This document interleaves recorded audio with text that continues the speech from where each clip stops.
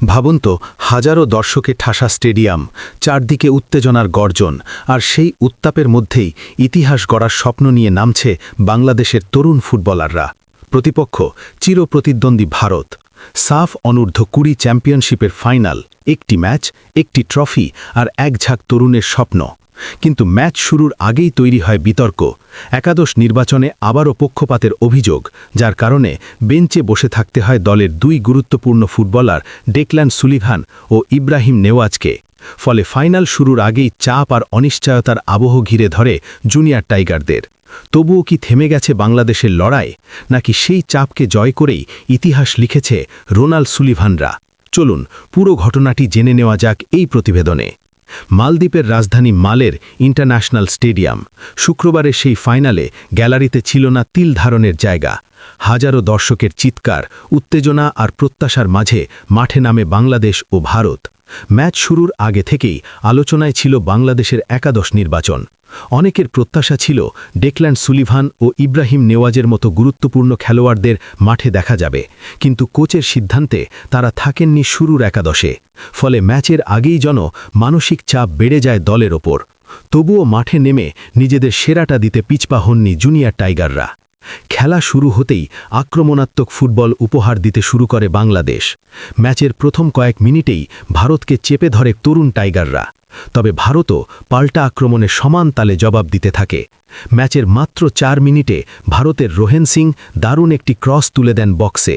সেই বল হেড করে জালে পাঠানোর চেষ্টা করেন ভারতীয় স্ট্রাইকার মোহাম্মদ আরশাদ, কিন্তু ভাগ্যক্রমে তার হেড লক্ষ্যভ্রষ্ট হলে বড় বিপদ থেকে রক্ষা পায় বাংলাদেশ।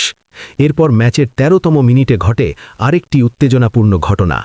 বাংলাদেশি ফরওয়ার্ড মোহাম্মদ মানিক বল নিয়ে এগিয়ে যাওয়ার সময় ভারতীয় ডিফেন্ডার জয়ফার এমবা তার মুখে জোরালো আঘাত করেন। গ্যালারিতে তখন তীব্র প্রতিক্রিয়া। অনেকেই আশা করেছিলেন রেফারি কার্ড দেখাবেন, কিন্তু রেফারি উমেশ বিদারি সেটিকে গুরুতর মনে না করায় কার্ড দেখানো থেকে বিরত থাকেন। তবে সেই ফাউলের ফলে বিপজ্জনক একটি ফ্রি কিক পায় বাংলাদেশ। সুযোগটি কাজে লাগাতে বল সেট করেন রোনাল সুলিভান। তিনি নিখুঁতভাবে বলটি তুলে দেন ভারতীয় ডি বক্সের ভেতরে।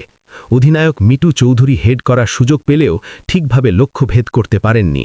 ফলে নিশ্চিত একটি গোলের সম্ভাবনা নষ্ট হয়ে যায়। ম্যাচের 19তম মিনিটে আবারও আক্রমণে ওঠে বাংলাদেশ। ভারতীয় অর্ধে ডি বক্সের বাইরে থেকে দুর্দান্ত একটি ক্রস দেন মোহাম্মদ মানিক। সেই বলের দিকে ছুটে যান রোনাল সুলিভান, কিন্তু শেষ মুহূর্তে ঠিকভাবে সংযোগ করতে না পারায় আরেকটি সুযোগ হাতছাড়া হয়। গ্যালারিতে উপস্থিত বাংলাদেশি সমর্থকদের মধ্যে তখন হতাশার দীর্ঘশ্বাস শোনা যায়। এরপর ম্যাচের বাকি সময় জুড়ে দুই দলের মধ্যে জমে ওঠে আক্রমণ প্রত্যাক্রমণের লড়াই। ভারত যেমন সুযোগ খুঁজছিল, তেমনি বাংলাদেশও চেষ্টা চালিয়ে যাচ্ছিল গোলের। প্রথমার্ধের শেষ দিকে কয়েকটি ভালো সুযোগ তৈরি করতে সক্ষম হয় জুনিয়র টাইগাররা, কিন্তু ফিনিশিংয়ের দুর্বলতার কারণে গোলের দেখা পায়নি কেউই। ফলে গোলশূন্য সমতায় প্রথমার্ধ শেষ করে দুই দল। বিরতি শেষে দ্বিতীয়ার্ধে যেন আরও আগ্রাসী হয়ে ওঠে বাংলাদেশ। রোনাল সুলিভানের নেতৃত্বে একের পর এক আক্রমণে কাঁপতে থাকে ভারতের রক্ষণভাগ। মাঝমাঠ থেকে দ্রুত পাসিং আর ডান বাম দিক দিয়ে আক্রমণের ঢেউ তুলে ভারতীয় ডিফেন্সকে ব্যস্ত রাখে টাইগাররা, কিন্তু প্রতিবারই শেষ মুহূর্তে এসে হতাশ হতে হয় তাদের। গোলের সামনে পৌঁছেও বল জালে জড়াতে পারছিল না তরুণ ফুটবলাররা। ফাইনালের চাপ, উত্তেজনা আর কিছুটা ভাগ্যের অভাবে স্কোরশিটে নাম লেখানো হচ্ছিল না। সময় গড়াতে থাকে, কিন্তু গোল আসে না। নির্ধারিত 90 মিনিট শেষ হয়ে যায় গোলশূন্য সমতায়। ফলে ম্যাচের ভাগ্য নির্ধারণের জন্য আশ্রয় নিতে হয় টাই ব্রেকারের। তখন পুরো স্টেডিয়াম যেন নিঃশব্দ উত্তেজনায় ডুবে যায়। কে জিতবে সাফ অনূর্ধ্ব-20 চ্যাম্পিয়নশিপের সোনালী ট্রফি, সেই সিদ্ধান্ত নির্ভর করছে কয়েকটি পেনাল্টি শটের ওপর। টাইব্রেকারের শুরুতেই নাটকীয়তা। ভারতের প্রথম শটটি দুর্দান্ত দক্ষতায় রুখে দেন বাংলাদেশের গোলরক্ষক। সেই সেভে নতুন করে আশা জাগে বাংলাদেশের শিবিরে। এরপর দুই দলই টানা কয়েকটি শটে গোল করতে সক্ষম হয়। তবে চতুর্থ শটে এসে মিস করে বসেন এক বাংলাদেশি ফুটবলার। ফলে উত্তেজনা আবারও ফিরে আসে ম্যাচে। কিন্তু নাটকের এখানেই শেষ নয়।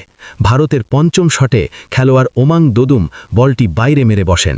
সেই ভুলেই খুলে যায় বাংলাদেশের জয়ের দরজা। শেষ শট নিতে এগিয়ে আসেন রোনাল সুলিভান। পুরো স্টেডিয়াম তখন নিঃশ্বাস বন্ধ করে তাকিয়ে আছে তার দিকে। শান্তভাবে দৌড়ে এসে তিনি নিখুঁত শটে বল জালে পাঠান। সঙ্গে সঙ্গে উল্লাসে ফেটে পড়ে বাংলাদেশ শিবির। টাইব্রেকারে ৪-৩ ব্যবধানে জয় নিশ্চিত করে বাংলাদেশ। এই জয়ের মধ্য দিয়ে সাফ অনূর্ধ্ব-20 চ্যাম্পিয়নশিপের সোনালী ট্রফি উঠে যায় লাল সবুজের হাতে।